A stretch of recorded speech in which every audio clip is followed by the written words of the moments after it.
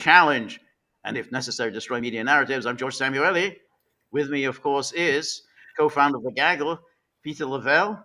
And it is now 10 a.m. on the East Coast of the United States, which means it is time for our weekly live stream.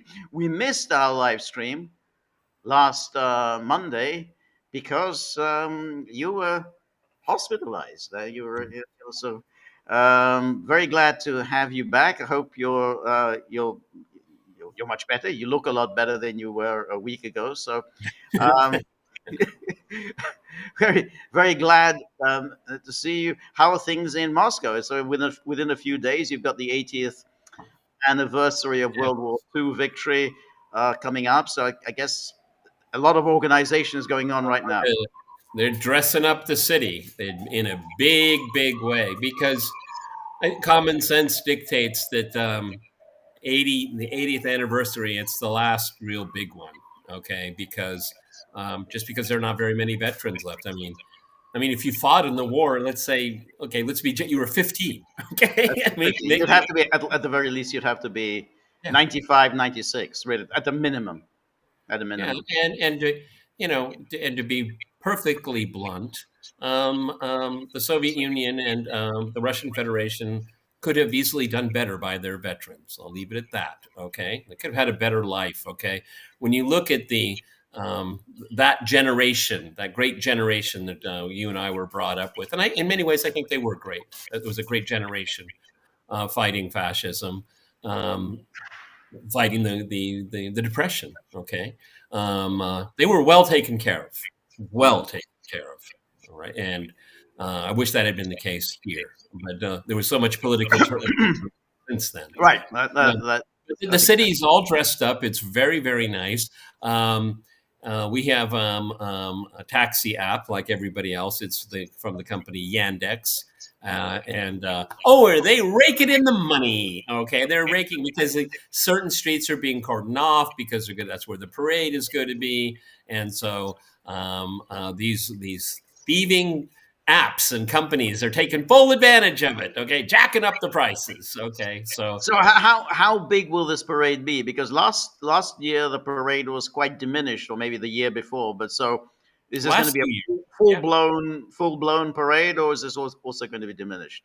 From what I understand, it's going to be a full-blown parade, but there's a lot more. See, the perception outside of this is all about the military and all that. No, it's more of a celebration of the people of that generation that fought. And so you're going to have all kinds of descendants of veterans from the former republics of the Soviet Union that were willing to come. Obviously, the Baltic states are not going to be there. Ukraine is not going to be there. But it's very much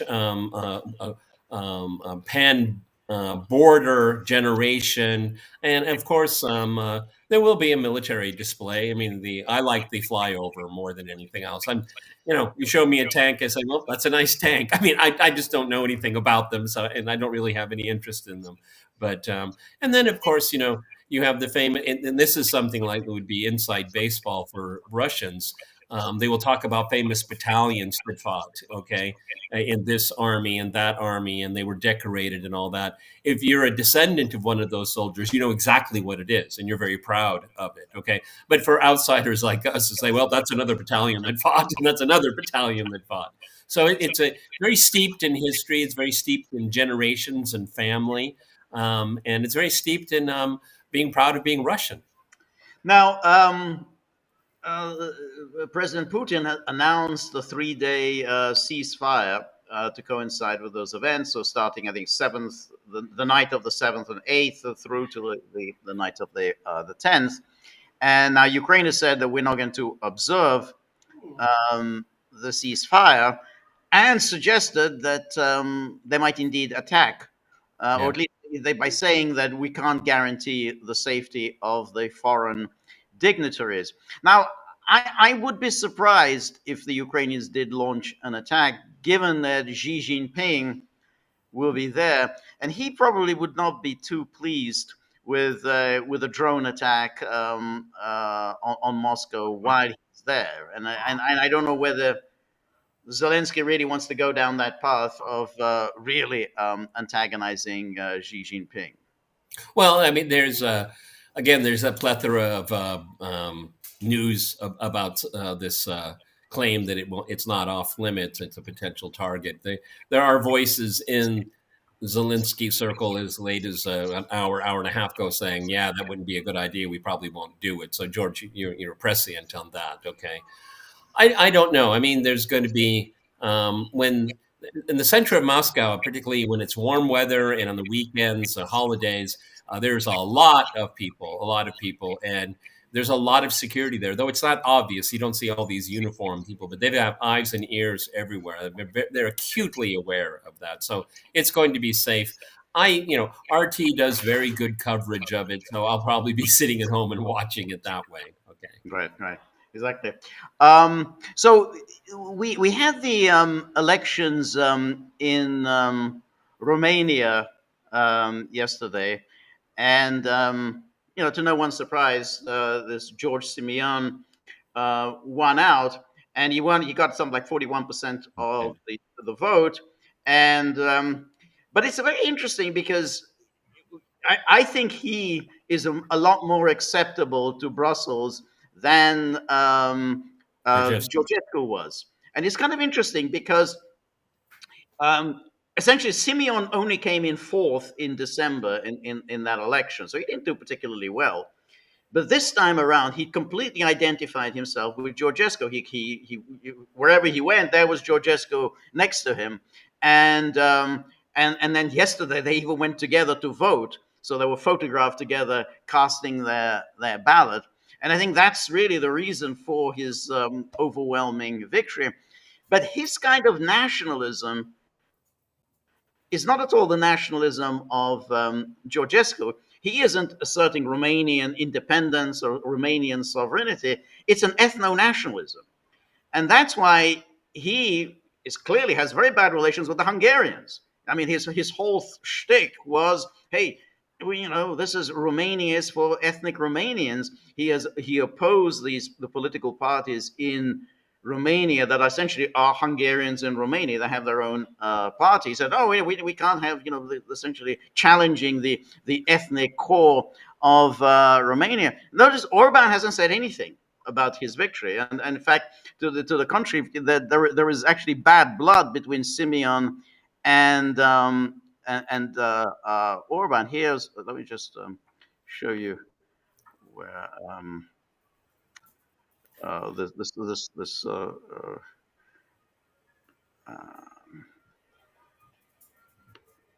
here we have this going back only to last year, where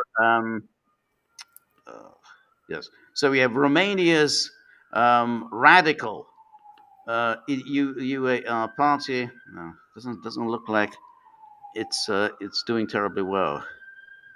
I can't strike it. Calm down, guys.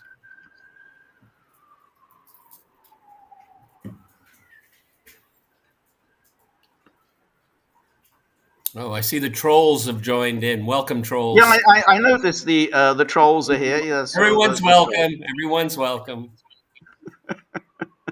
So here is the come into our podcast and waste their time on that kind of stuff. Just exactly. Yes, keep doing the insults. That's wow. You got a lot of time on your hands, huh? Exactly. So here we have Romania's. This is the party. This is his particular party. This alliance of the Union of Romanians, and they're left outside of this this grouping of right-wing parties by Orban's Fidesz.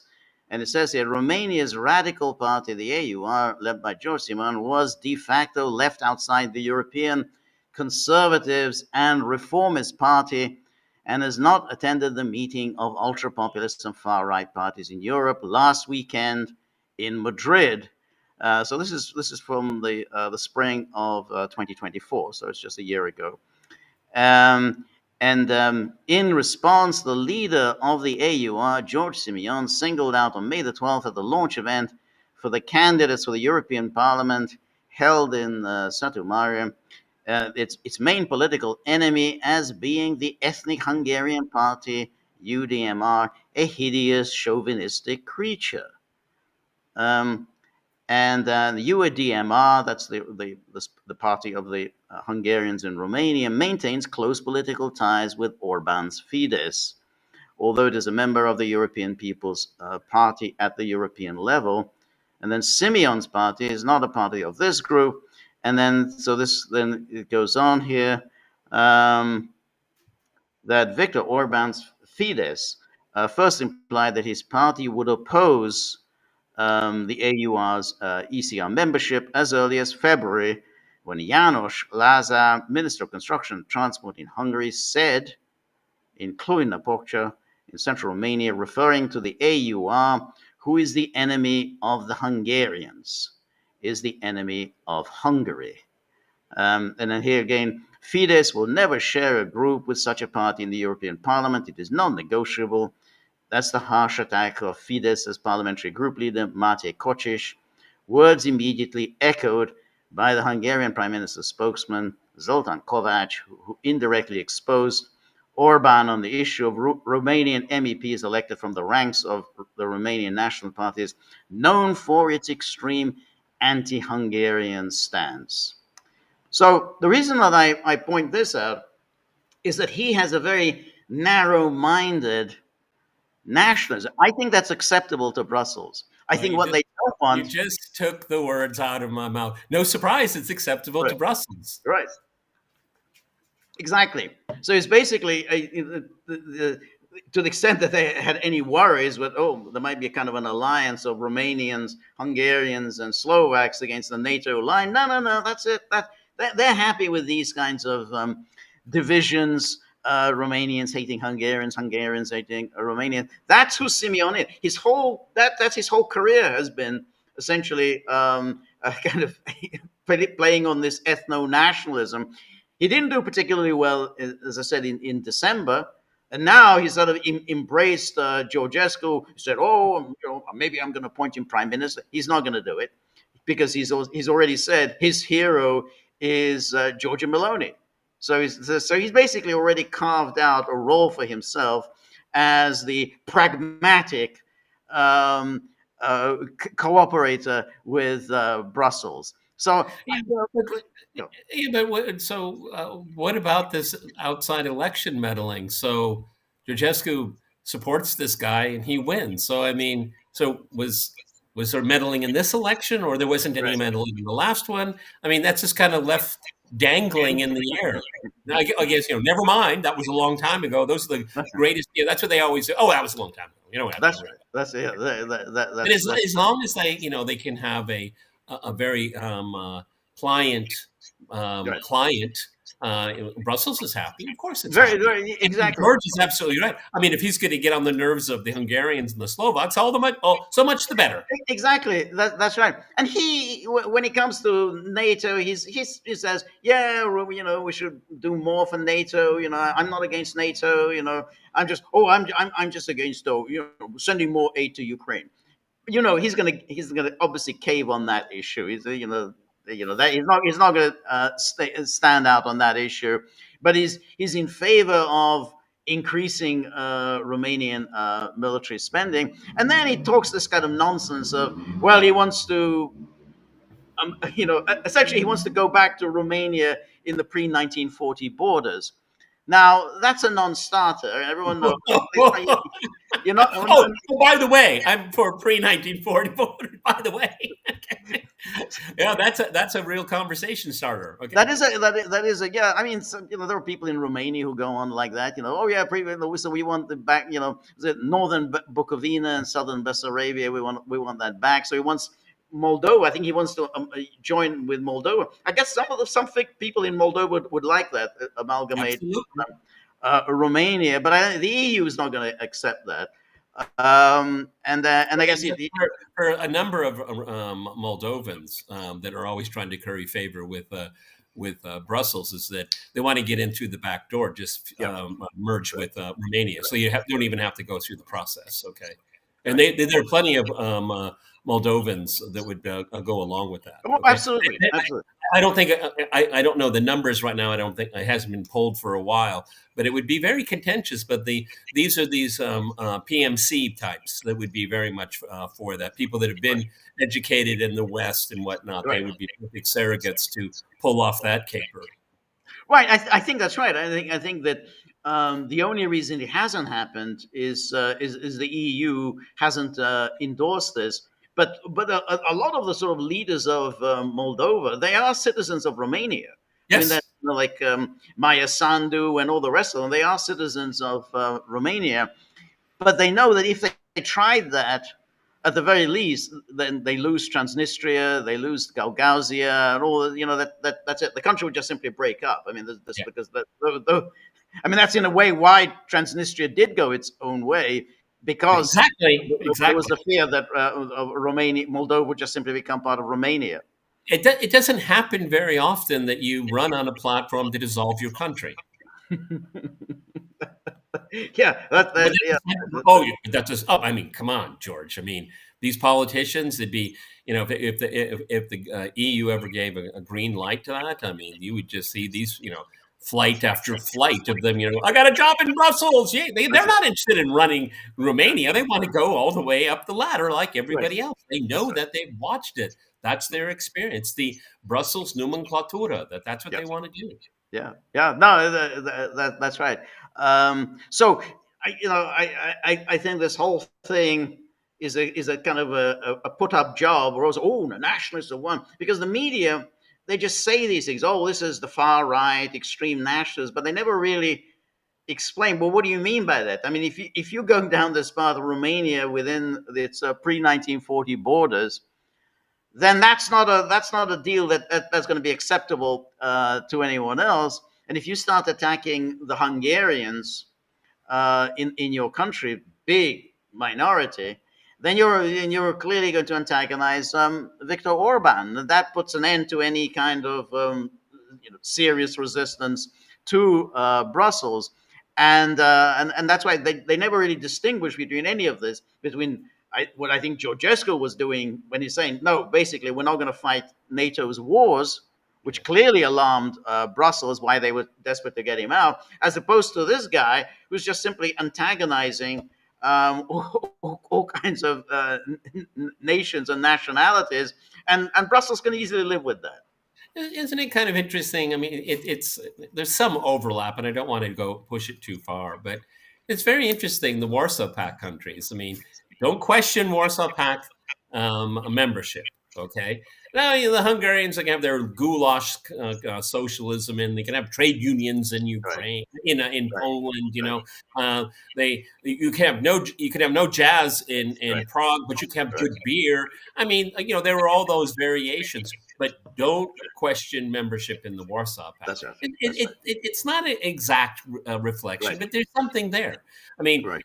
this guy in Romania, does he want to pull Romania out of NATO? No, okay, good enough with That's me. it. That's exactly. That's it. Okay, Come good. sit That's at it. the Yeah, table. yeah. That's right. That's exactly. Yeah, well, that's okay.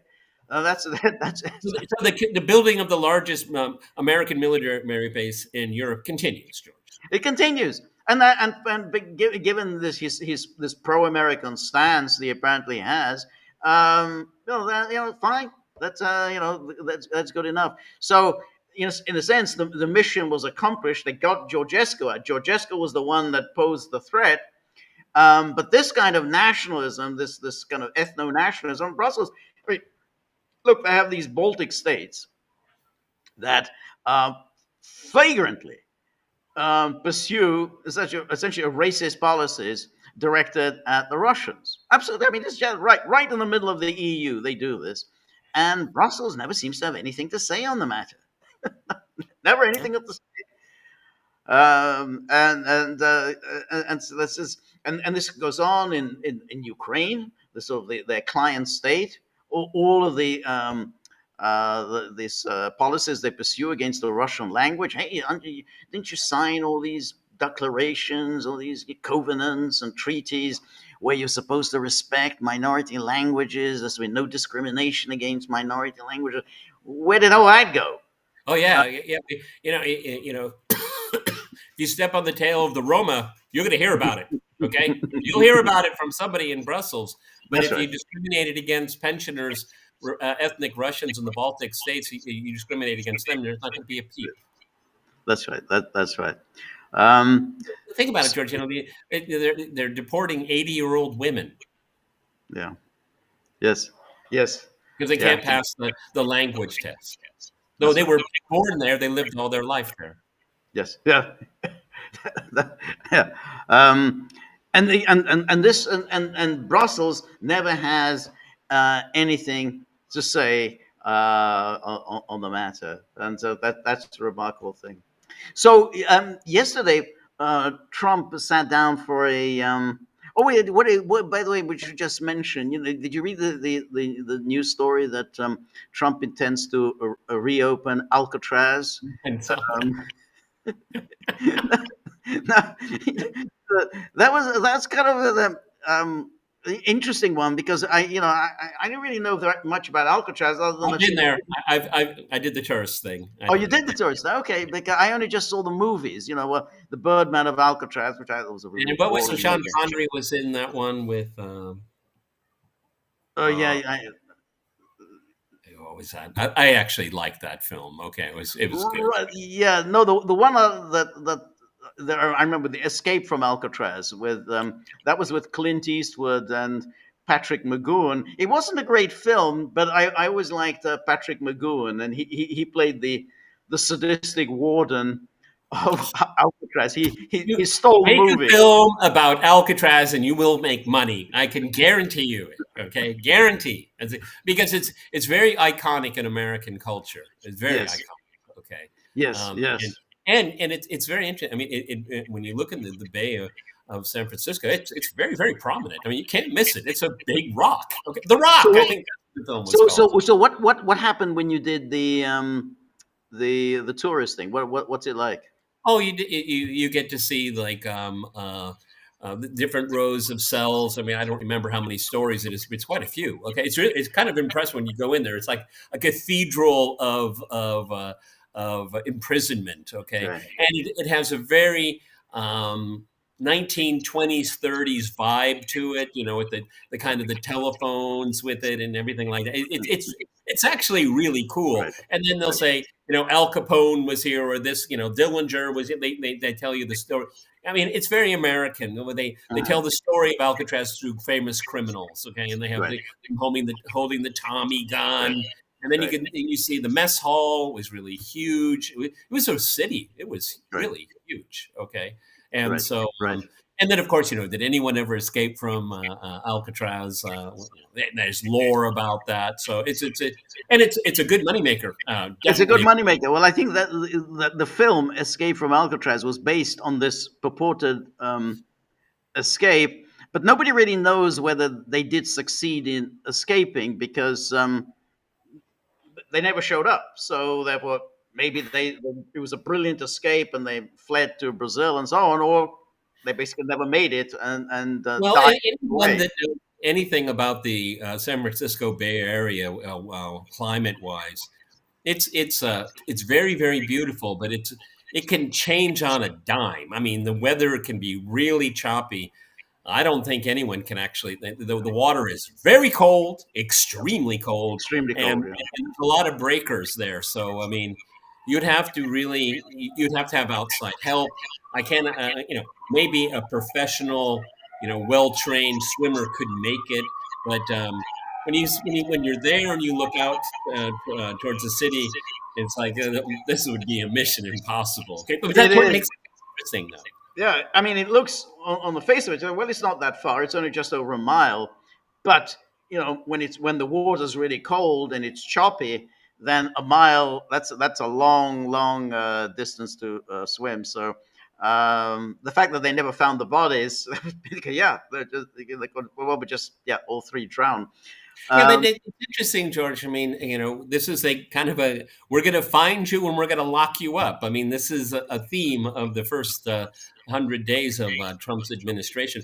Actually, the Trump administration hasn't deported that many people. no, Okay. no, no, it hasn't. Um, But you see, Trump has always been he's always played the law and order card throughout Yep. his career. You know, he became famous with the Central Park Five when he took out the Yep.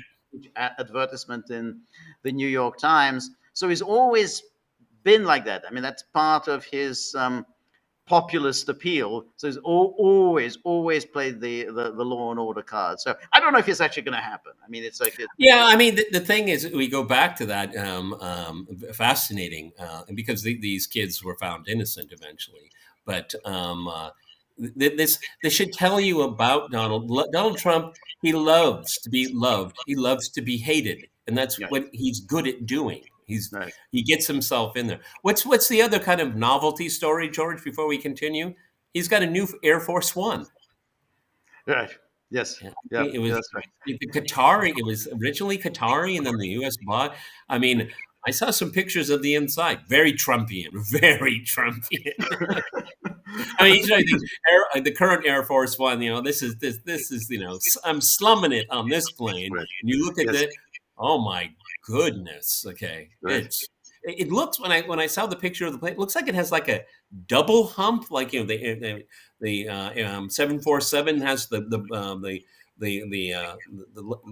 bump on the top. Right. This one is much longer. It looks like it's two. So this thing is a flying fortress. Yes. Yes. Yeah. Yeah.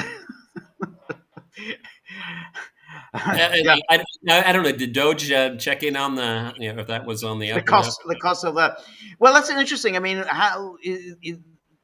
I mean, I wonder about the cost because Trump is always, this is his thing. Oh, I can always get everything at a discount, you know, big discount. But yeah, I don't know. Yeah, what is this going to cost? It doesn't look to me like it's going to be a big discount.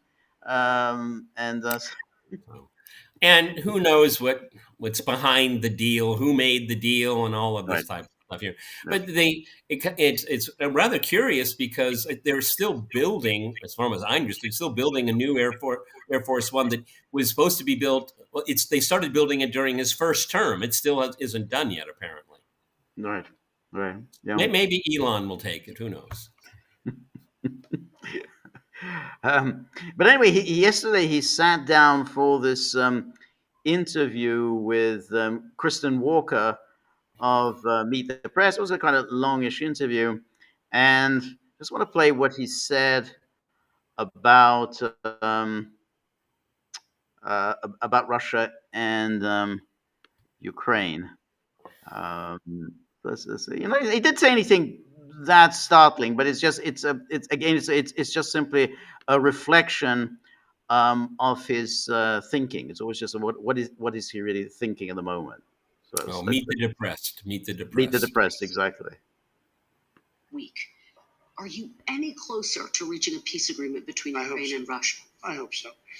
How would you I do believe we're closer with one party and maybe not as close with the other, but we'll have to see. I'd like to not say which one we're closer to, but we did do a deal for the American people that was good. We were able to get rare earth. You know, the Europeans are getting paid back. They have a loan. We didn't. Biden just gave him $350 billion. He has no idea where the money is, what happened. And at least we'll, in one form or another, get our, I don't feel so foolish. And remember this is Biden's war. This was a war that was never going to happen if I were president. This is a horrible, horrible war. And I get to see shots of soldiers through, satellite that are just so terrible. 5,000 soldiers are being, 5,000 soldiers a week on average are dying. They're not American soldiers, but I want to solve the problem. They're Russian soldiers and they're Ukrainian soldiers. And if I can save 5,000 souls, I just love doing it. How long do you give both countries before you're going to walk away? Well, there'll be a time when I will say, okay, keep going, keep being stupid. When does that come? Are you close to it? Sometimes I get close to it and then positive things happen, okay? What's the red line for you? At what point do you say, that's it, we're walking away? Well, there'll be a time when I may say that. And if but I you're do, not there. There may be something I can't, maybe it's not possible to do. There's tremendous hatred, just so you understand. Kristen, we're talking tremendous hatred between these two men and between, some of the soldiers, frankly, between the generals. They've been fighting hard for 3 years. I think we have a very good chance of doing it. Very quickly, if you do walk away, would that mean that you would pull military and intelligence? I don't want to say that now. It's too early to say that. I don't want Okay. to get into that argument. Let's move on to Canada. You have long talked about Okay. Well, he actually, let me, he went, okay, let me stop sharing. He went into some more detail about this, which was, I thought, interesting, because he again repeated what we were talking about the other day about this taking all of Ukraine. Let me see if I can find this. Let me.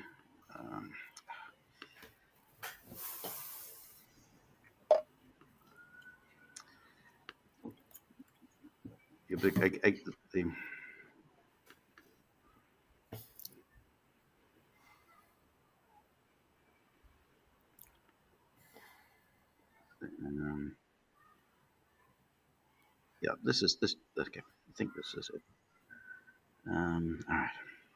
Well, Yeah. U.S. Navy vet, there's a comment here, Trump loves to be hated. My point in saying that is that he knows that when he gets the kind of anguish from mainstream media and liberals, his base loves it. They Yep. love, because he's taking the arrows That's for right. them. And That's that's one of the things why he's so adored by his base. That's right. Well, there are very few people in American political history that get the affection that people like Donald Trump, Ronald Reagan to some extent, not in a Right. different way. In a different way, Right. Richard Nixon, he had people that adored him, really Yeah, adored him. that's right. Yeah. Okay, and then Hatred. you have somebody like Eisenhower, which everybody liked. Okay, Right. I mean, it was hard to dislike Ike. That's right. Okay? But I think So what I'm saying is he uses that anguish to his Right. own political advantage because he knows how to do it. I think so. But I think Trump thrives on people hating him. Nixon really didn't like it when people hated him. He didn't like it. It stung him. I mean, Nixon was a kind of more human in that sense because people don't like being hated. But Well, I mean, Nixon didn't like the hatred, but one of the similarities is that the people that supported him, they were very vocal, and they defended their president. This liberal media and this historiography of Nixon is so warped because he was adored by his base, and they were protective of him, very protective. No, that's right. Yeah, that's right. So here's where this issue came up with Kristen Walker. She says, so you think you're close to a deal. What will Russia have to give up? Because Ukraine, there's been discussions, they will have to give up some of the land that Russia's illegally claimed. And then Trump says, Russia will have to give up all of Ukraine because that's what they want. And then she kind of misunderstands. She said, all of Ukraine, meaning they wouldn't keep any of the land that they have claimed. No, Russia would have to give up all of Ukraine because what Russia wants is all of Ukraine. And if I didn't get involved, they would be fighting right now for all of Ukraine. Russia doesn't want the strip that they have now. Russia wants all of Ukraine. And if it weren't me, they would keep going. Do you know what the European Union leaders have asked me to call Putin so many times because he doesn't return their phone call? Then she comes back. You posted on social media he might be tapping you along. Might be. Did you misread him? But you might be tapping me along too when you tell me how nice an interview this is going to be. So I'm used to being tapped along. Did you in any way misread Vladimir Putin? Did I what? Misread him? Now that you're saying that. I said, no, I'll tell you about it in a month from now or 2 weeks from now. I have no idea. I can tell you this. His ambition was stopped to a large extent when he saw that it was me that was now leading the charge because he wasn't dealing with anybody in Europe. He wasn't calling them back. Do you know that I asked him, I said, did Biden ever call you in 3 years? Did Biden ever call? He said, he never called. You know, Biden didn't call him one time. And all these thousands of soldiers, hundreds, millions of soldiers are dying. And people, not only soldiers, people dying in the cities and the towns. The whole heritage of the country is being blown apart. I mean, the country's heritage is being blown apart. You know, the steeples, those beautiful spires, so on, almost 95% of them lying in smithereens, all broken up. And so sad, laying all over the ground because they were shot. It's really a bad situation. And he didn't get one phone call from Biden. The war would have never started. And by the way, for 4 years, it didn't start. I was there for 4 years. It was the apple of his eye. It was the apple of Putin's eye. There was no chance he would have gone in. So, and then he says, what's the red line for you? She asked. Did you say, that's it, we're walking away?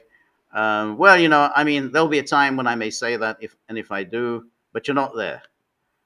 There may be something I can't, maybe it's not possible to do. There's tremendous hatred, you know, and so on.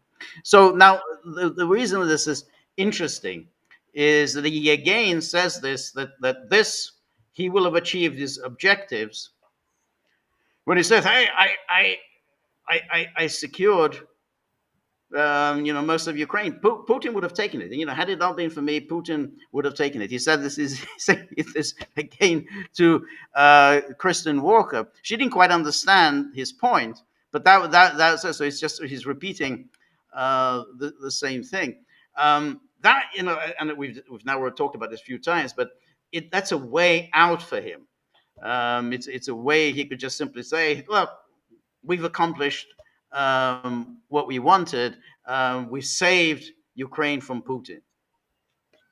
Yeah, I mean, you know, we've been over this ground before because this is a logical conclusion to an entire conflict that has been framed through narratives. Okay, Right. Western publics, particularly the American public, has been led by the nose to understand certain narratives about the conflict, which are divorced from what's going on the ground. And That's right. for better or worse, George, we've spent thousands of hours, you know, trying to decipher the meaning of those memes and narratives. Okay. Right. And if Trump wants to fall on this one at the end, I got nothing against it. Okay. I mean, Right. if Trump wants to make the claim, I saved Ukraine, fine with me. I really could care less one way or another. Right. No, that's right. I mean, he basically just wants this war to. Yeah, come to George. That's probably the only thing we really understand. That's that right. He really wants this thing to come to an end. That's right. So he says, well, hey, how about a ceasefire? Well, of course, they say, well, no, we can't have a ceasefire because we haven't achieved our objectives. All right. Then, you know, he can then bluster this and that. But if there's a point at which he says, okay, we'll accept a ceasefire because we have now achieved our objectives. Okay, fine, we'll take a ceasefire. And then Trump can say, well, I accomplished this. I mean, that's this is what we were talking about yesterday. I mean, if Russia takes those oblasts, finally accomplishes that, that's a way out. Because say, boom, then you've done that. You don't need anything more, and then we can have a ceasefire, and then we can start negotiating everything else about demilitarization and whatever. But at least it's a way of bringing the immediate fighting to an end. I mean, the continuing arms flow into Ukraine. That's absolutely going to have to be discussed. Yeah, absolutely. What's lurking on the horizon right now? Okay, George started out by mentioning that there's going to be a unilateral ceasefire on the part of the Russians to commemorate and celebrate May 9th, the end of fascism in Europe in 1945.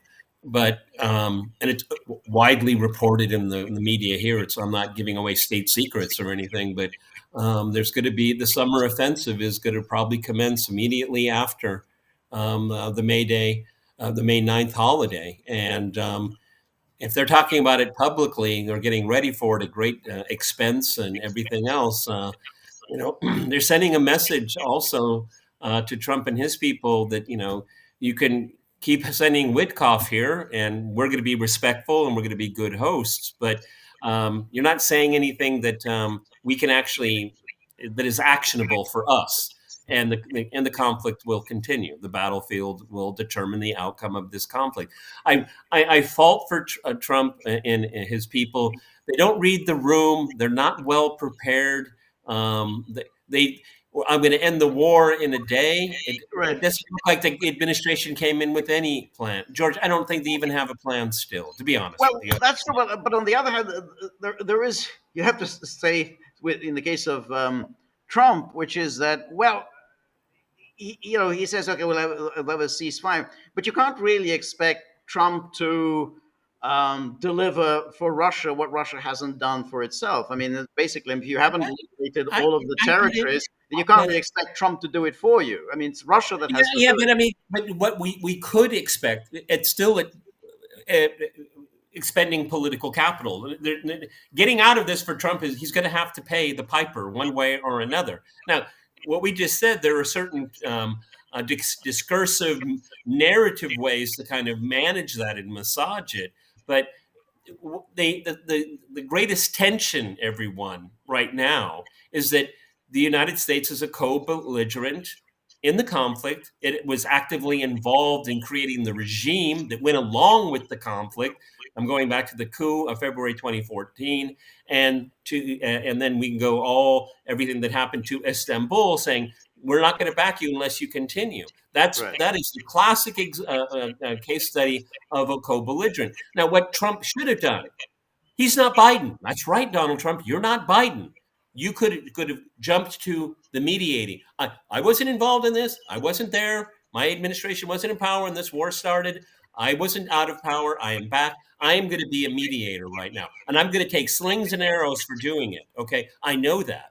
But my job is to get the Europeans on board, then to get the Ukrainians on board, and then I'm going to deal with the Russians. He didn't do any of that. Well, he didn't do any of that. But this ultimately, I mean, his immediate response is, well, let's just at least stop the fighting now, and then we can begin to negotiate. Now, Russia said, well, we're not going to stop the fighting because we haven't achieved our wartime objectives. But you still can't, you can't expect an American president to essentially switch sides and say, well, okay, well, I'm going to help Russia achieve its wartime objectives. And all he can do is say, well, look, that's a narrative. That's a narrative. This is where we've got to. That's a narrative, okay? What I'm saying is that the narratives is what got us into this, and it's going to be narratives that's going to get us out of this, okay? And Trump is going to say, I'm not Biden. It's Biden's war. You're right, Donald Trump. Start acting like it. Okay. Right, but at the same time, you have to kind of give Trump something to work with, and the only way you can give Trump something to work with is if Russia accomplishes its objectives by itself. I mean, America's not going to do it for you. I mean, Russia has to. But George, Russia is going to achieve its objectives anyway. Now, if Trump wants to withdraw American involvement in this and all of the complications that go along with it, his Vietnam, et cetera, et cetera. Again, more narratives here. The Russians will be listening and they'll be patient because also, everyone, there's another parallel situation that is going along with this. And it's something that I'm for. I'm sure George is too. Trump and Putin, they want to have better bilateral relations, okay? This is going on simultaneously. Now, they cannot continue in tandem in expecting that U.S.-Russia relations are going to continue improving without a change of the status quo in Ukraine. So the parallel project of better bilateral relations is in peril because, you could just ask public opinion. I mean, over the last few days, there's been drone attacks coming from the Ukraine, with American intelligence. I mean, a lot of people say, why do we want to be friends with these people? I mean, they're killing us. Right. But that's the thing. I mean, the United States has been involved, and still, ultimately, even with the drone attacks, I mean, you can only achieve some kind of a deal after Russia has achieved its wartime objectives, because if it hasn't, then Russia says, well, we're going to continue fighting. Well, if you're going to continue fighting, then you're going to get the drone attacks. But if you can actually accomplish that goal, if you're just at the minimum, which is the freeing of the 4 oblasts, then at least you have the basis saying, well, okay, now we can have a ceasefire. That was Putin's proposal in June of 2024. But not until then, because ultimately, until that has been done, the fighting is going to continue. And Trump isn't going to tell the Ukrainians, well, you have to withdraw from these oblasts, and that's because that's what Russia wants. I mean, he's not going to do that. I mean, you can't expect him to do that.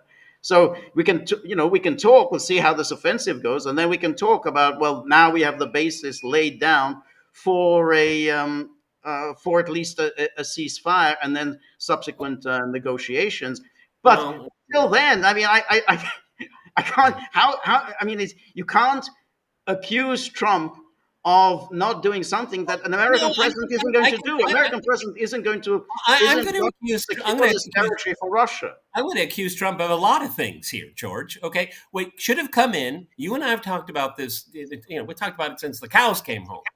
Come into the administration, comes into power, and say, you know what, everybody. You know what caused all this? It was a failure of European security architecture. That's my first job ending this year. I'm going to get all the people together, and I'm going to drag people to the table. I'm going to use all my tricks and all of my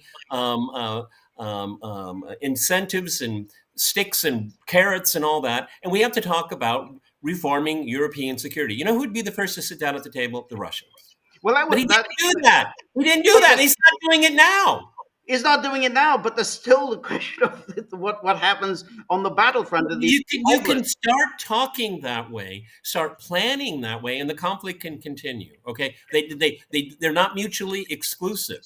And, well, first of all, excuse me, and with the possibility of a new security arrangement in Europe, it would give incentives for all to see an end of the conflict in Ukraine. It's just that. My problem, George, is that I truly believe that Trump wants to get out of this because it's going to absorb too much of his time and effort. He is having to have to, like with that, meet the depressed interview. But you said, what's your red line? I don't think he wants to. I think he wants to deal with so many other things. And what he needs to do is have a plan for security, not for ceasefire.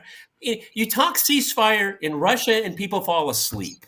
Right. A ceasefire. No, you're absolutely right. Ceasefire was pointless. But the reason a ceasefire was pointless was Russia has not achieved its wartime objectives. That's the key here. I mean, if Russia said, look, we've got what we wanted, then a ceasefire would be doable. But this was obviously, it's not doable now. I don't think you can blame Trump for that. I mean, it's ultimately, this war's been dragging on for more than 3 years. We've got the issue of the oblasts. And then once that has been accomplished, then absolutely you can talk about all the other things, not just in terms of the arms flow into Ukraine, demilitarization and so on, and the European security architecture. I don't think you can talk about any of that until at least this limited objective has been accomplished, which is the removal of Ukrainian presence from the oblasts. And that's happening every single day. That's why let's just keep talking. We can keep talking, okay? Everybody has been frustrated about the pace, but it is going in the direction that they want, okay? And patience is a virtue, okay? And it's going to happen inevitably, in my mind. It's always a matter of timing. That's why George and I religiously stay away from predictions, okay? Right. Because you always get burned on them. Right. Okay, George, just to kind of wrap up this topic here is that I really think that, as we've said over the last few days, and Trump needs to get his troops lined up, get his team together, and start talking coherently, because this, we need to improve bilateral relations. It's losing its people losing their interest because. Well, no, that's definitely the regime in Kiev to kill. Okay, I mean, right. you don't seem too legitimate here. Well, no, that's definitely people are indeed losing interest. So, but the other thing that came up. Well, hang on. I'd like to comment to James H here. George still thinks America is still the shining light on the hill. No, that's not true at all. I've never said that. Listen to what George says. Right. listen to us argue Right. hundreds of thousands of hours over the years. Exactly. Okay, I think George is probably the most pragmatic Yep. geopolitical thinker that I know. And Pragmatic, exactly. nothing- Just being realistic. I mean, you have to be real. And incidentally, whenever you listen to Russian leaders, they are nothing if not realistic. You know, say, well, whatever we think about America, they say it is a great power, and you don't mess with a great power. You know, you have to respect it, the enormous power that it wields. And they would like to have good relations with the Right. United States. Right. That is Exactly. always there. Always Right. there. Exactly. And it's important to them. That's right. That's right. But the other thing that did come up with the during the Meet the Depressed was a conversation on the topic of Iran, and I have to say, I was a little disappointed, to say the least, about this how he sounded on the issue of Iran. Here we have. So then Kristen Walker says, okay, let me ask you about Iran. Your administration has had conversations with Iran. Is the goal of these talks limiting Iran's nuclear program or total dismantlement? Trump, total dismantlement. That's all you'll accept? Yeah, that's all I'd accept. Now, there's a new theory going out there that Iran would be allowed to have civilian meaning to make electricity and to say, but I say, you know, they have so much oil, what do they need it for? But, you know, I've seen it with other states where they're looking to do something that they have a lot of oil. Iran has tremendous energy. You know, I put sanctions, if you know, I put strong sanctions 2 days ago on the oil. The sad part is that Biden didn't get involved. If we had a competent president, you would never had an attack on Israel. October the 7th would never have taken Hamas would have no money because Iran was broke, and you know, and so on and so on. And then Kristen Walker says it's interesting that what you're saying though, because Secretary Rubio has said that he would accept, or the idea is that there's an openness to accepting a peaceful civil nuclear program. See what I mean, George? See what I mean? Right. Well, that's what people. I didn't say anything contradictory. I said that people are talking about that. And this is something that's really pretty new in the dialogue. And I'd have to be, you know, my inclination to say is, what do you need that for? You have a lot of oil. Well, then, that's a decision of a sovereign state. Exactly. It's nothing to do with you. Regulated by the Non-Proliferation Treaty. Exactly. So it's a non-starter. And also, you know, if they have a full fuel cycle, they can make a bomb. Well, Germany has the full fuel cycle. Brazil has the full cycle, and Japan does. And they don't have a bomb. That's right. So you want total dismantlement, bottom line. I think that I would be open to hearing it, you know, civilian energy, it's called. But, you know, civilian energy often leads to military wars. And we don't want to have them have a nuclear weapon. It's a very simple deal. I want Iran to be really successful, really great, really fantastic. The only thing they can't have is a nuclear weapon. If they want to be successful, that's okay. I want them to be so successful. And, you know, Iranian people are incredible. I just don't want them to have a nuclear weapon because the world will be destroyed. Now, this is the problem. Then here he ends with this nuclear weapon.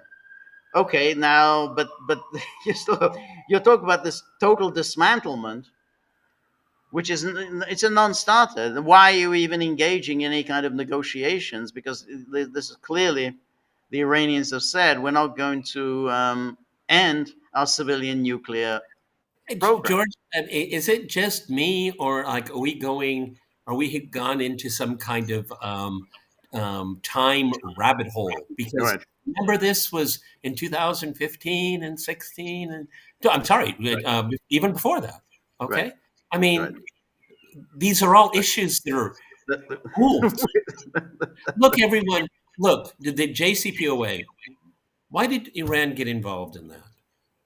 Okay, the American position was, obviously, the Israelis as well, we don't want them to get a bomb. Okay. And the Iranians said, okay, all right. So for us not to have a bomb, we'll have negotiations and you lift sanctions. Right. But the wrinkle in all, they never wanted a bomb. Okay, but we'll go along with this. Okay, we'll go along with this. Okay, international inspections, IAEA, and NPT. We'll go through the whole gauntlet. Right. Okay, Right. because what did they want? Relief from sanctions. Right. Okay, and as George and I talked about numerously, Trump is vexed by this. It's your own fault, Mr. Trump. Right. You did this. Right. No, I absolutely right. But the problem is that he says these things, but this total dismantlement is a non-starter. And then, as he's talking to Kristen Walker, then he just says, "Well, it's just they can't have a nuclear weapon." Well, I mean, there's a huge difference between that. I mean, if you're saying that, or if the moment you're able to essentially enrich uranium, then right away you're in a position to create nuclear weapons. Therefore, we're not going to allow you to have the right for enriched uranium. That's just simply not going to happen. And even if they try to manipulate this as well, you can purchase your enriched you can buy it uranium. from the Russians, and Buy it from them, the Russians will. Right. George, we've been over this ground. We've been over this, and Iran has said, "Well, no, we can't, because then we become dependent on someone else." Because essentially, in other words, the moment you try, as you have in the past, impose sanctions on us, we're not going to be able to purchase our enriched uranium. So therefore, it's a non-starter. I mean, you have to be able to produce it yourself, because then you become dependent on others, and therefore, at any time you can be cut off, and then you're stuck. So that it's not going to work. And then you have I mean, but George, it begs the question: is this set up to fail? Because that's what it sounds like. But this is where it gets interesting, because if that's the case, then Trump will be in trouble. And here is the Marjorie Taylor Greene, who sent out this quite a very strong tweet. She's absolutely rock solid. You can't get more rock solid Trumpian than Marjorie Taylor Greene. And she has enormous following within MAGA world. And she's becoming a pain in the neck. Go ahead. For Trump. For Trump. For Trump. I represent the base, and when I'm frustrated and upset over the direction of things, you better be clear the base is not happy. I campaigned for no more foreign wars. And now we are supposedly on the verge of going to war with Iran. I don't think we should be bombing foreign countries on behalf of other foreign countries, especially when they have their own nuclear weapons and massive military strength. So that's, you think, okay. And on top of that, now we are told that we have signed a deal for mineral rights in Ukraine in order to pay us back for the hundreds of billions of dollars that we gave Ukraine, and they used for money laundering, sold the weapons we gave them to our enemies, and their leader is a dictator who canceled elections, was involved in the first impeachment of Trump, and campaigned for Biden. Didn't we learn our lesson when we went to war in Iraq and killed Saddam Hussein because of weapons of mass destruction? Did we ever find any? And did any of that oil over in the Middle East make us rich? The answer is no. We are $36 trillion in debt today. So why on earth would we go over and occupy Ukraine and spend an untold amount of future American taxpayer dollars defending and mining their minerals, as well as potentially putting American lives at risk and future war? So that's Marjorie Taylor Greene, very eloquently put. Let me think, George. How would I disagree with her? Oh, I don't. Exactly. Now, this is said, not quite as fiercely by Tucker Carlson, by Charlie Kirk, by Steve Bannon. So you now talk about a critical mass of MAGA supporters who are saying we have no interest in going to war with Iran, and particularly, as she put it very eloquently, on behalf of someone else. Not because Iran in any way poses a threat to us, on behalf of someone else, which it has nuclear weapons of its own. And Um, and then and Ukraine and everything she said. Well, what do you owe Zelensky? Zelensky was involved in your impeachment. He tried to tried to get you kicked out of the White House. He campaigned for Biden. What do you owe him? Um, that a real that's a red light. If I were Trump, I think this is a Well, red light warning. what she's getting at, and it's something that you and I pondered during Trump's wilderness years out of office, that if he ever gets back in, is he going to let these people roll him again? Right. It's an open question, that's for sure. And I'm glad you brought this up, because I mean, if the precondition is that Iran is a sovereign state and is a member of the Non-Proliferation Treaty is denied civilian use of nuclear power, I mean, that's just spitting in their face, saying, this is going to be, or it's not going to be. Well, it's not going to be. So that's it. End of conversation. I mean, that's planning a failure. This is a planned failure. Well, exactly. And then he says that, well, they have plenty of oil.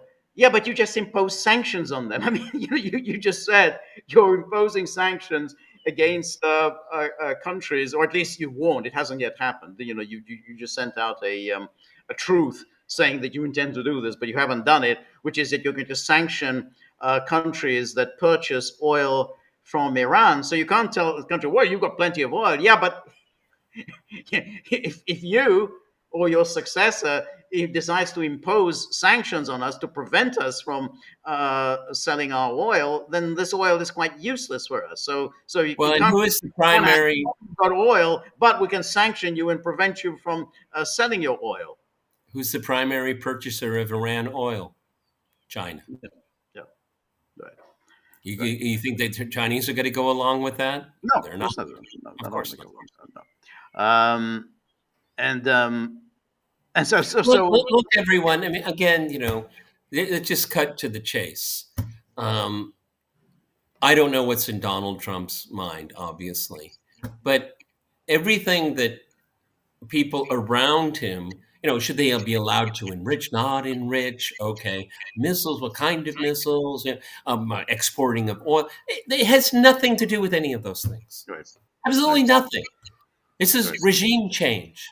Right. They're trying to engineer regime change. Right. Now, all this other stuff is verbiage and white noise to misdirect. What they want to do is that this has been a lifelong political objective of Netanyahu, the longest-serving prime minister of Israel, is to somehow get the United States involved to force regime change. Alan Dershowitz, if I'm not mistaken, wants the son of the Shah to come back. That's right. Pahlavi's back. Yeah, that's right. Now, do you agree with that, George? What? That's what Dershowitz wants? No, I mean, the regime change is what they want. Oh, yeah, no, I do agree. Where I'm not sure is whether Trump himself is sold on the idea. Okay, that's what I said. I don't know what's in his head. Okay. Because you'd have to say he ousted Mike Waltz. Waltz was clearly plotting behind Trump's back to get the United States involved in this war against Iran. Trump didn't appreciate it. And essentially, it's a firing. It's just that the only reason why you don't call it a firing is that Trump doesn't want to give anything to the media. But it's a major demotion.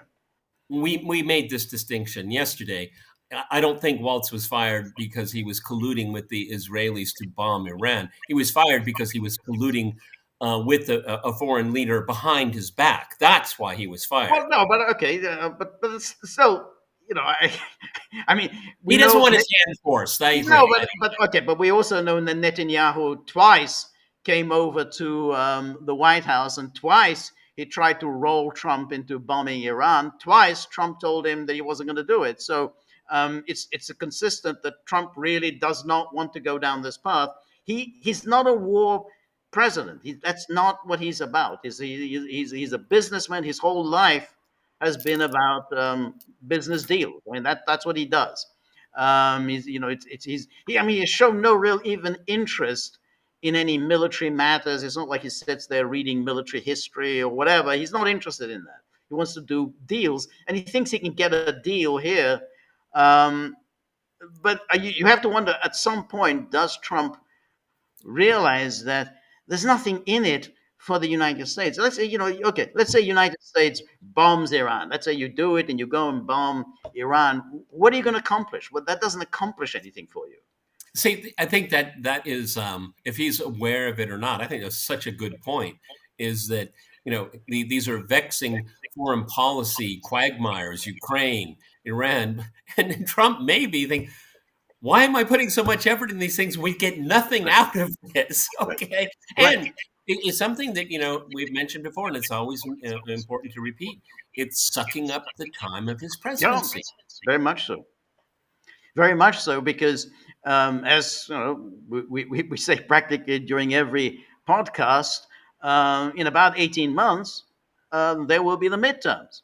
First order, if the Democrats win, first order of business, impeachment of Donald Trump. And it's going to be very quick because the articles are already being drawn up. So it's like they're ready to go on day one. I mean, it's like they don't even need to hold any hearings, just as with the second impeachment. There were no hearings. They just went ahead and they've already been printed and sealed in someone's desk. Exactly. Boom. So on first day, we get the votes. The House will get votes to impeach. So it's already done. So that they can move. So that they can then get a second impeachment. If the first one fails, then they can get a second one immediately off the ground. Which means that first of all, he's going to be very preoccupied.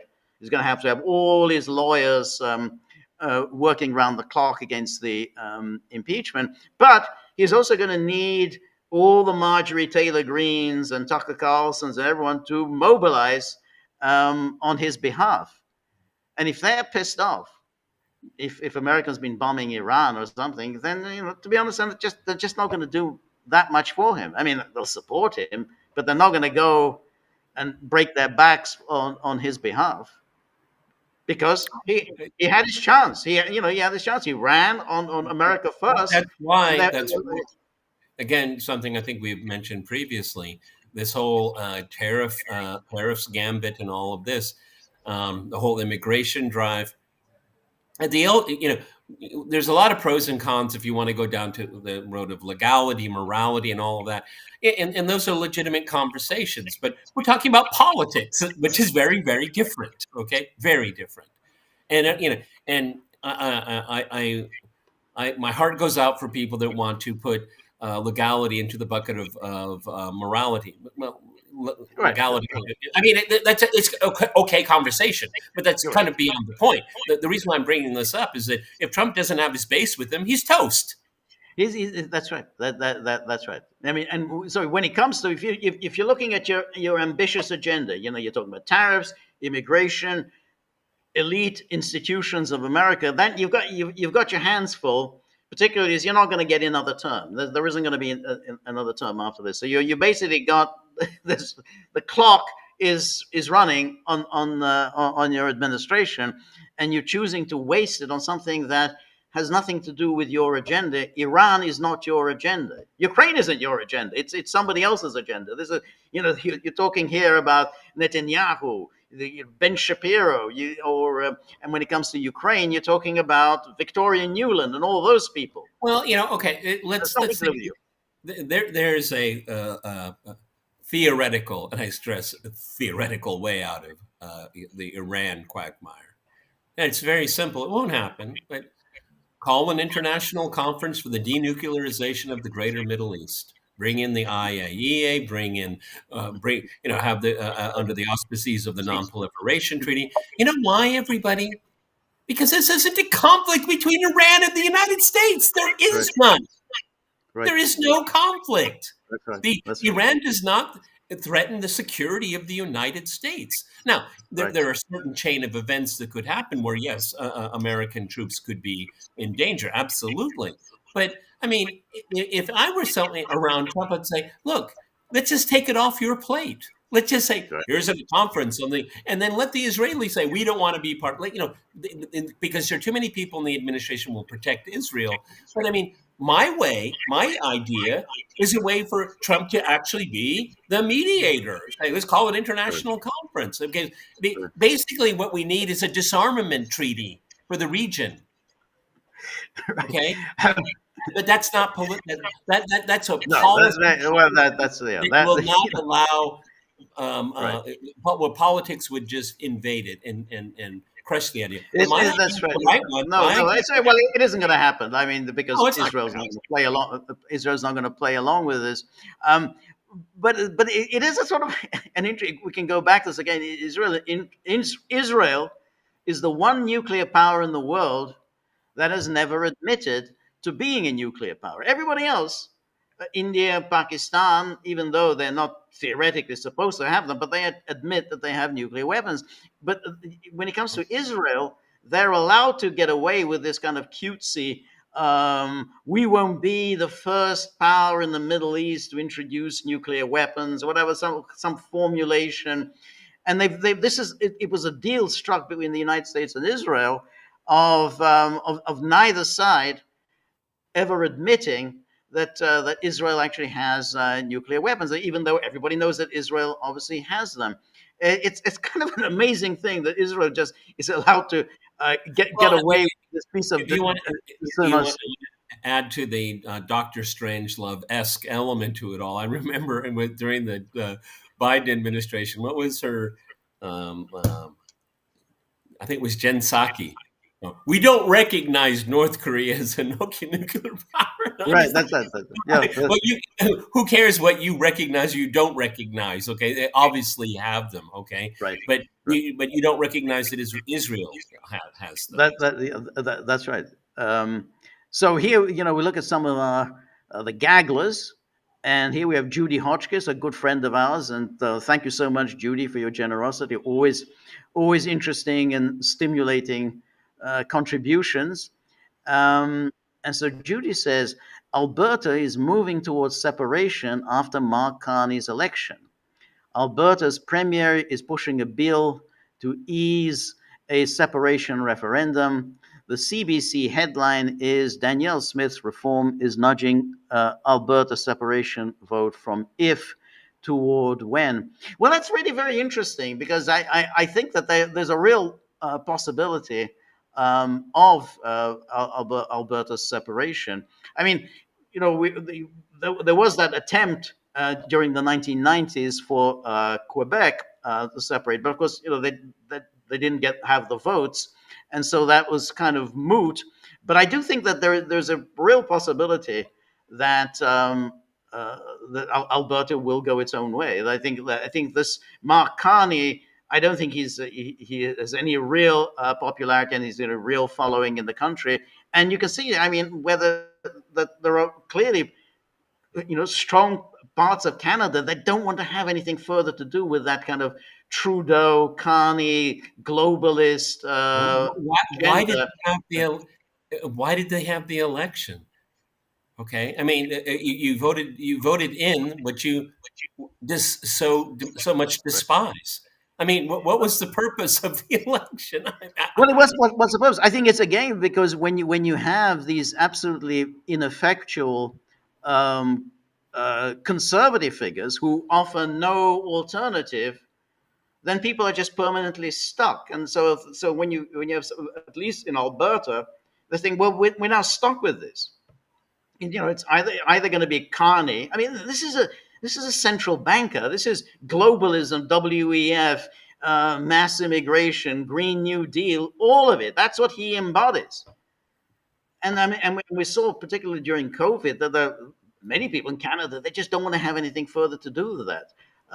So I do think that this could well happen. Particularly if there's the possibility of joining the United States. With Quebec, it was a little difficult because Quebec really had nowhere to go, but Alberta does have somewhere to go. Well, that's my question, Judy. If you're still with us, I mean, does Alberta have the wherewithal, the resources, the population to be an independent sovereign state? If you're still with us, can you write yes or no? Right. No, that's a good, very good question. And if it does, why not? Why not? I don't know, but I would think that if Alberta did go its own way and then apply to join the United States, I think the United States would say yes. I mean, the problem I think with Trump's idea of taking the whole of Canada is that I'm not sure that the Americans particularly want Canada. I mean, if you take Canada, you've got to take the Canada of of Justin Trudeau, of Mark Carney, Chrystia Freeland, all of these people. You're going to take them all in. You're going to tilt the balance in the United States towards a kind of liberal, globalist immigration agenda. I don't think Americans really want that.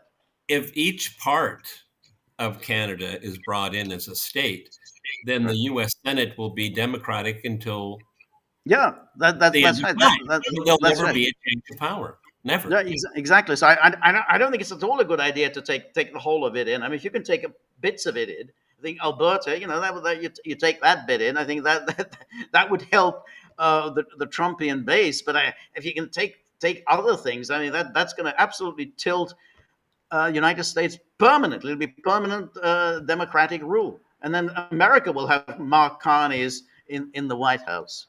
So it would be essentially not the Americanization of Canada, but the Canadization of America. Canadization of the United States.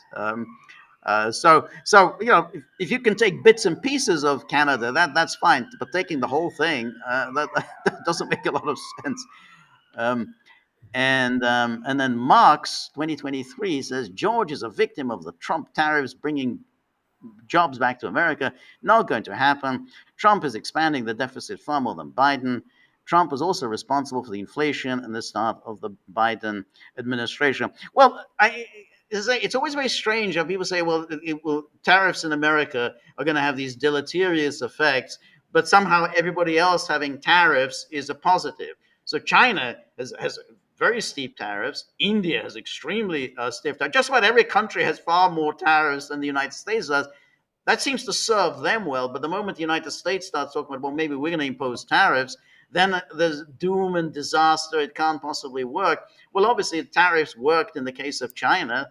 They've worked in the case of India, the two rising powers. So I just simply to say outright, before it's even been, before we've seen the results, just say outright, oh, it's bound to fail. It can't possibly succeed. How did the United States become the most powerful industrialized country in the world? Exactly. Tariffs. Exactly.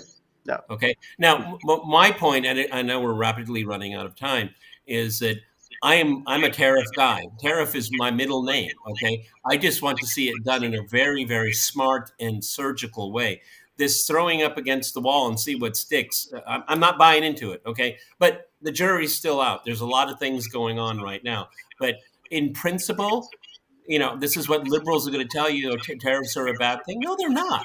They're used smartly. It can be, what it does is it's all about an industrial base, okay? Right. If you have an industrial base, you'll have good jobs, okay? And, in a financialized economy like the United States, going down a tariff path is questionable at the very least. But the financialization comes about when essentially you are running these trade deficits, means that you're shipping out manufacturing jobs that's being done elsewhere, but the capital that's being accumulated elsewhere goes into America's capital markets, and suddenly, you have a very, very big financial sector. The people who are working in the financial sector are getting fabulously wealthy, but it's going together with vast areas of the United States which have been deindustrialized, that used to be factory towns and used to produce goods which were on sale everywhere in the world. That people there don't have jobs. But that's when we needed But George, that's when we needed the tariffs, okay? Because to protect an industrial base. There's no industrial base to protect. That's been my argument, okay? Well, but I think that's if we build one.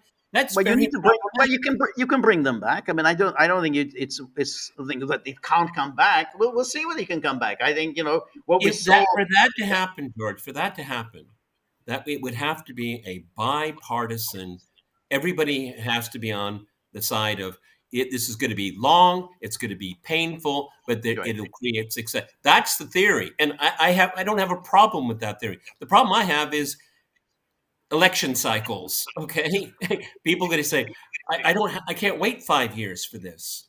Right. Well, I'd like to see. I'd like to see the Democrats really running on a platform of removing tariffs and essentially opening up America's markets again for other countries' industrial products. See how many votes they get for that. I mean, well, one thing is for sure, George. One thing is for sure. Tariffs are back on the agenda, and we're going to be talking about it a lot because George is right. Okay, so you want to get rid of the tariffs? How's that going to work? Okay, right. George is right. That's right. Yeah, that's right. That exactly right.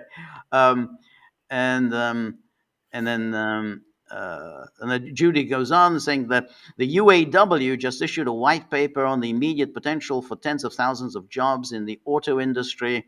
The white paper says in 2024, the United States had the capacity to manufacture over 14.7 million vehicles at active existing plants, but produced only 10.2 million, leaving 4.5 million units of unused capacity. I think that's very interesting, and I think that's also, when people say, "Oh, well, look, America has right now has low unemployment," but that's not really true, because what they say America's low unemployment, that's because people are doing gigs. They don't really have proper jobs. So what they call, "Oh, well, you have a job," and that's people who have about 3 or 4 gigs, and I think people want a full-time job, and so that's why I think that there's absolutely is a workforce for manufacturing, for people producing things. And in other words, the real jobs, the kind of jobs that people used to have, and one full-time job rather than 3 or 4 gigs. So the argument that unemployment is very low, so that means we don't have the workforce for the return of manufacturing industry, I don't believe it. I think a lot of people are ready for real jobs because they're tired of this gig economy, and I think a lot of people. George, I mean, a low unemployment. I mean, come on. I mean, how tone deaf can anyone be? Yeah, if exactly. there's a well-paying job to take care of you and your family, Right. it will be taken. Okay, so don't worry about low unemployment. Okay. That's right. Yeah, exactly, and that's right. I mean, because those aren't really things. That I think that's part of the frustration. Oh, well, I do 10 hours a day at Walmart, and then I do 10 hours a day at a diner, and then another 10 hours a week rather at Walmart, 10 hours a week at a diner, and then 10 hours a week doing childcare.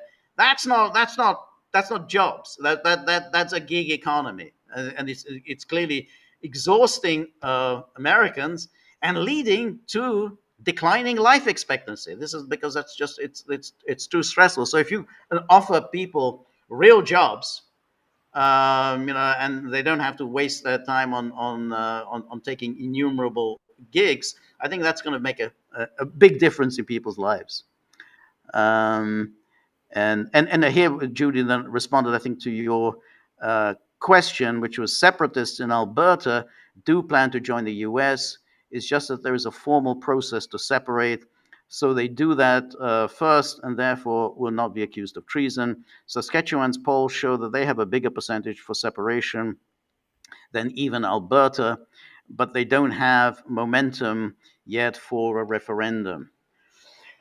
Yeah, well, that's interesting. But I seem to remember the Constitutional Court in the 1990s in Canada, they sort of ruled that there isn't a right to separate. They said that Quebec, they didn't quite say that it would be illegal for Quebec to separate, but they said there isn't really a right to separate. In other words, that you can't unilaterally, which I think is a reasonable thing, you can't unilaterally separate. There has to be consensus among all parts of Canada. That was the Constitutional Court ruling in the case of Canada. So I don't know how that's going to work. That you'd have to, because after all, that is the principle generally, that there has to be a consensus.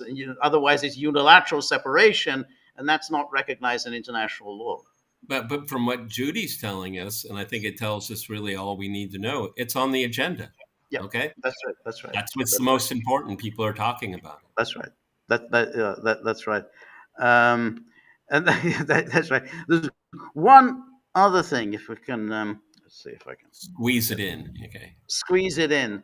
I don't know if we'll have, because there was an article in the New York Times where they tried to do a convoluted argument somehow that there's the if I can just show this the anti Trump bump. They wanted to show that somehow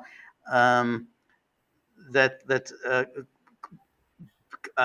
parties were doing well by being anti-Trump. It's a massively missing the point. It's a new trend in global elections, the anti-Trump bump. And then he says, in voting in Canada and Australia, right-wing parties that borrowed from the MAGA playbook were punished. Elsewhere, President Trump is having a more complex impact. And so naturally, this is all about Canada and Australia. And it says, in major votes in Canada and Australia over the past 2 weeks, centrists saw their fortunes revived, while parties that had borrowed from the MAGA playbook lost out. This is massively missing the point. These center-right parties distance themselves from Trump. So they try to, you can see the editors sitting there thinking, hey, how can we squeeze this into kind of anti-Trump article? We talked about this yesterday. Yeah, this is a complete misreading of what's going on here. But it just shows you the mind hive of these people. They just nothing. Reality, damn reality and damn fact. These people are impenetrable to talk to, to communicate with. No, exactly. So it's flagrantly. You look at the results. You have Poilievre and this guy Dutton in Australia. They distanced themselves from Trump. They ran a very conventional center-right campaign, and there are no buyers. However unpopular these sort of left of center parties were, you didn't make a case. You always have to make a case if you're displacing a government. And so, but they somehow, they're really MAGA. These Trumpian. Yeah, they're not MAGA. Like the British Tories, who are still sinking like a rock in the polls. And then you have the conservatives in Germany now trailing the Alternative for Deutschland. Where are the conservatives in France? You remember there used to be the Gaullists. You remember the Gaullists? They used to be a powerful party.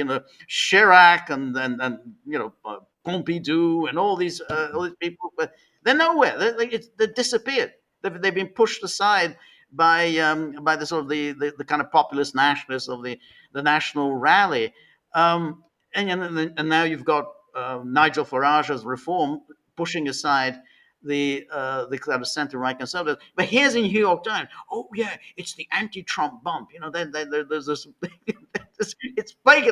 It's like these editors. Hey, let's write an article. Reality.